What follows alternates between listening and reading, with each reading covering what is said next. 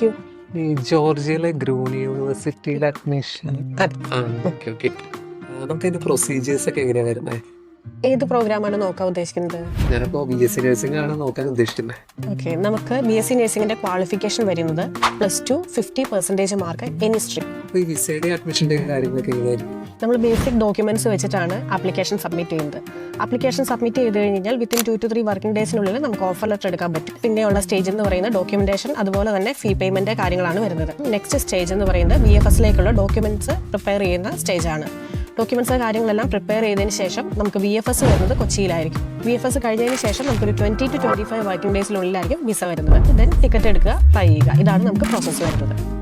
ഞാനവിടെ എത്തിക്കഴിഞ്ഞുള്ള ബാക്കി കാര്യങ്ങൾ എങ്ങനെയായിരിക്കും? അതൊന്നും നിങ്ങൾ പേടിക്കേണ്ട. ഗ്രിഗോൾ റോബാക്കിറ്റ്സെ യൂണിവേഴ്സിറ്റിയുടെ സൗത്ത് ഇന്ത്യയിലെ ഡയറക്റ്റ് ഓതറൈസ്ഡ് പാർട്ട്നേഴ്സ് ആണ് ഏഞ്ചലോറ എഡ്യൂക്കെയർ. അതുകൊണ്ട് തന്നെ നമ്മൾ പ്രൊവൈഡ് ചെയ്യുന്ന ഒരു ഇന്ത്യൻ റെക്ടർ യൂണിവേഴ്സിറ്റിയിൽ അവൈലബിൾ ആയിരിക്കും. ഇപ്പോൾ നിങ്ങൾക്ക് ഇവിടെ നിന്ന് കയറി ചെന്നു, അവിടെ ചെന്ന് പെട്ടെന്ന് ഒരു കാര്യം കൺവേ ചെയ്യാൻ ഒരു മീഡിയേറ്ററിന്റെ ഹെൽപ്പ് വേണം എന്നുണ്ടെങ്കിൽ അതിന് വേണ്ടിയിട്ടൊക്കെ ആയിട്ടും A to Z കൺസേൺസ് പരിഹരിക്കാനൊക്കെ ആയിട്ടും ഒരു ഇന്ത്യൻ റെക്ടർ നമുക്ക് അവിടെ അവൈലബിൾ ആയിരിക്കും. നിങ്ങൾ അവിടെ ചെന്ന് ഇറങ്ങുമ്പോൾ തൊട്ട് airport pickup and drop, city tour, അതുപോലെ കുട്ടികൾക്ക് ആവശ്യമായിട്ടുള്ള services, bank account opening, SIM card എടുക്കുക തുടങ്ങിയ എല്ലാ സർവീസസും നമ്മൾ തന്നെ ആയിരിക്കും പ്രൊവൈഡ് ചെയ്യുന്നത്. 4 വർഷത്തെ പഠനത്തിനോടൊപ്പം തന്നെ കരിയറിന് വേണ്ടിയിട്ട് ഒന്നുകിൽ IELTS അതല്ലെങ്കിൽ German language university free of cost ആയിട്ട് കുട്ടികൾക്ക് പ്രൊവൈഡ് ചെയ്യുന്നുണ്ട്. ഇൻ കേസ് പ്ലേസ്മെന്റ് പ്രൊവൈഡ് ചെയ്യാൻ യൂണിവേഴ്സിറ്റിക്ക് പറ്റിയില്ല എന്നുണ്ടെങ്കിൽ ഈ 4 വർഷത്തെ ട്യൂഷൻ ഫീസ് കുട്ടികൾക്ക് യൂണിവേഴ്സിറ്റി റീഫണ്ട് ചെയ്ത് കൊടുക്കുന്നതായിരിക്കും.